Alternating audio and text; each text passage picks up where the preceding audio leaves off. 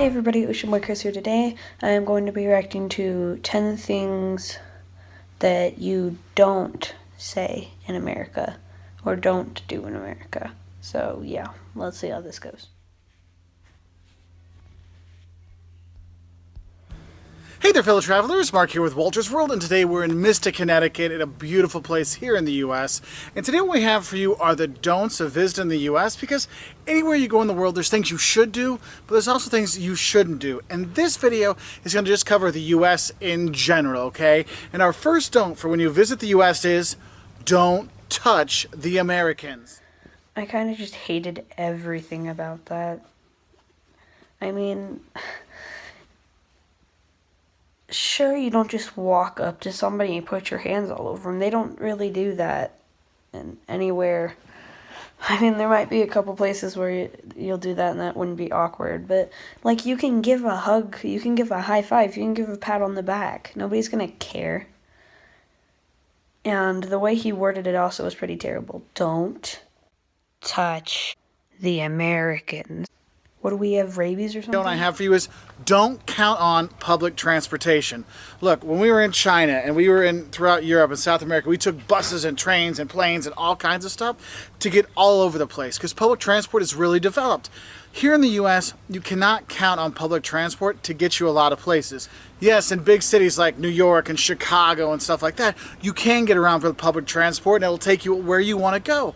But a lot of towns, small towns especially, in middle-sized cities, the public transportation networks are not very good. I didn't want to just skip my reaction on this one, but I do have to agree. If it's not a big city like Chicago or New York or LA or something, the public transport here is not very good. I guess they just don't carry you everywhere you want to go. They can only take you to like a block away from it. They can't really just take you to a precise location like they can in big cities. So that's kind of annoying. Don't underestimate the size of the U.S. The United States, it's, continental U.S. is like continental Europe. It's huge. I mean, would you think of driving from, I'm going to do, from Lisbon to Paris and then go up to Tallinn and then head down to Sofia? No, you're like, that is insanely far. It's the same thing when you come to the U.S. I meet a lot of travelers that are like, I'm going to fly into New York, grab a car, drive down to Miami to see Miami Beach, and then head over to L.A. I'm like, dude, you got 2 weeks? You're going to spend the entire time in cars. The distances here are insane. So what I recommend is picking a region. So, we're going to stay here in New England and see New England. Or we're going to go in the southeast, go to Atlanta and Savannah and Charleston, things like that. Or visit the West Coast. You do that to get a better idea of the culture there and things like that. But also, it's just the logistics things because it's so far between the places. Okay, this one is true. It's pretty darn huge. So I live in Colorado. We have some family up in Michigan. When we drive, we have to drive and then stop somewhere in Nebraska and stay the night because we've been driving for about 8 hours. And then we have to drive the extra 4 or 5 hours to Michigan. So yeah, he's right. If you have 2 weeks in America, it's mostly going to be driving if you're going to go from New York to Miami to LA. Doesn't work that way. And so if you visit, make sure that it is just one area or just 2 areas where you're just going to spend half a week there, then go there. Just don't plan to go all over the U.S. because that won't work. My next don't for you when you come here is don't think that the sticker price is the end price. Look, in the U.S. we have sales tax. I know other countries, they have VAT, value-added taxes. They're already put into the price of products. So when you see, it's $1 or €1, I only pay €1. In the U.S., it is not like that. We have sales tax, so a certain percentage is added onto that product.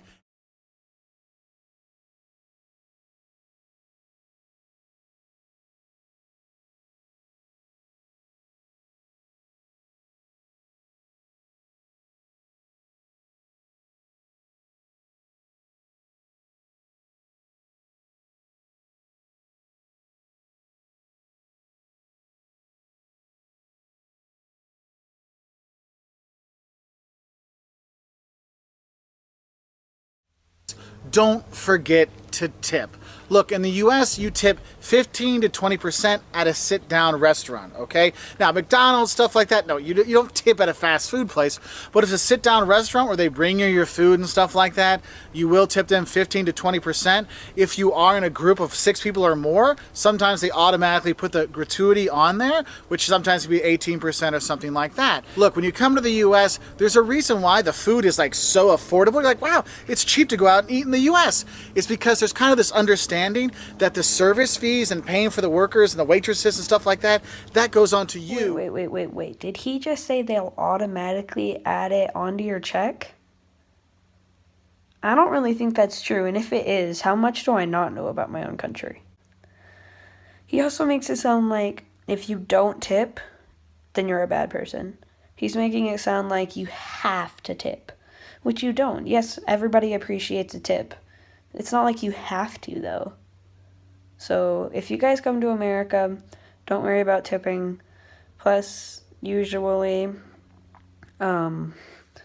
people here go to fast food restaurants, like McDonald's and stuff. So I don't really know if they added on. My parents at sit-down restaurants where he said they added on, they'll add the tip. They'll put their own tip there. So I honestly don't know. Do they add on? Imagine they added on a tip to the check and my parents still put a normal tip there. That would suck. It's a lot of money.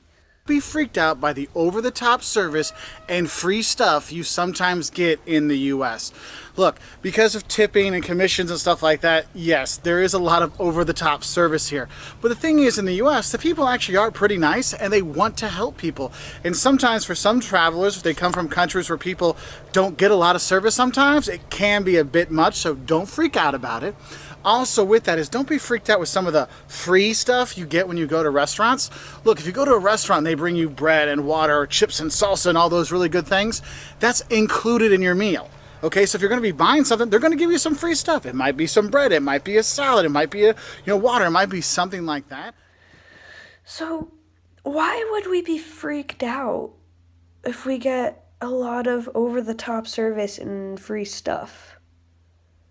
I would want more of that. I'd go to restaurants more if we get like if you go to a restaurant, they might ask you if you want like chips or salsa or bread and butter, or like if you go to Cracker Barrel, they'll give you like cornbread along with biscuits, along with some butter and jam or whatever you want with it. Why would somebody be freaked out by that? I mean, like they might be not used to that, so they'd be like, wait, do I have to pay for the stuff that I didn't know I was getting or something? But so yeah, it is nice to have that warning just in case you do think about that, but I don't think people would really be freaked out by it. Don't Come on. smoke cigarettes in the US.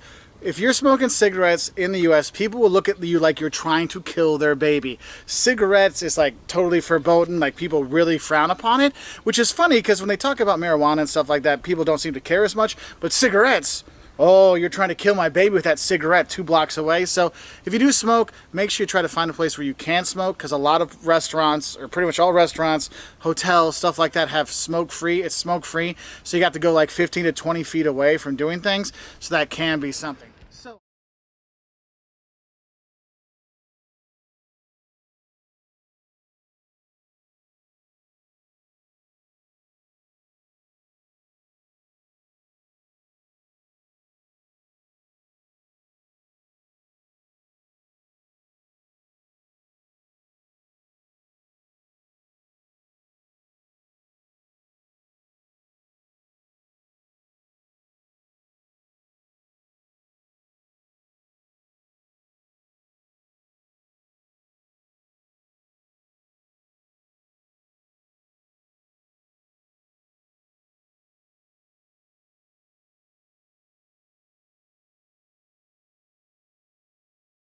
Bother with a metric system when you come here. We don't use meters, we don't use kilometers, we don't use liters.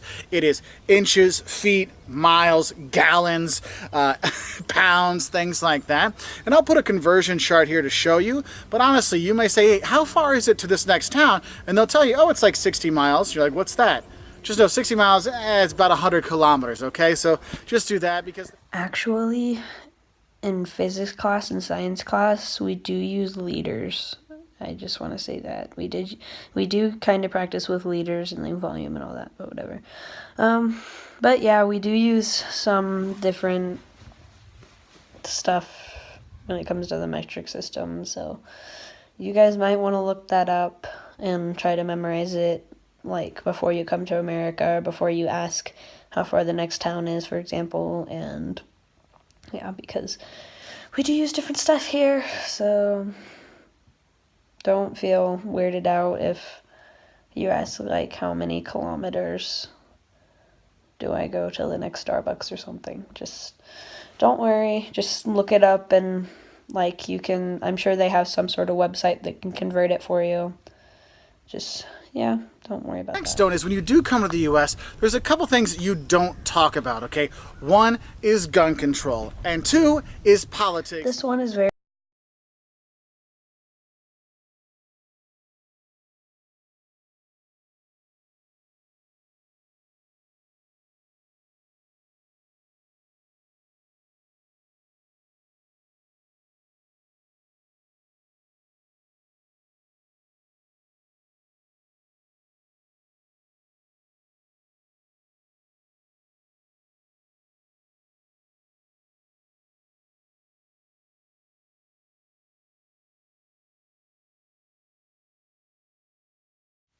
Don't assume that all the US and all the Americans are the same. Because I know a lot of people say, oh, you're a typical American. Well, it's like saying you're a typical European. Look, the US has all kinds of different cultures, all kinds of different people, all kinds of different topography and scenery and stuff like that. And when you come here, don't assume it's all the same. You will see regional differences in cuisines and how people treat each other, and how everything looks, all kinds of stuff. So don't just think there's just one kind of American. They're all fat, slobby guys with ponytails. No, there's actually a lot of skinny people in America too, not just fat guys like me.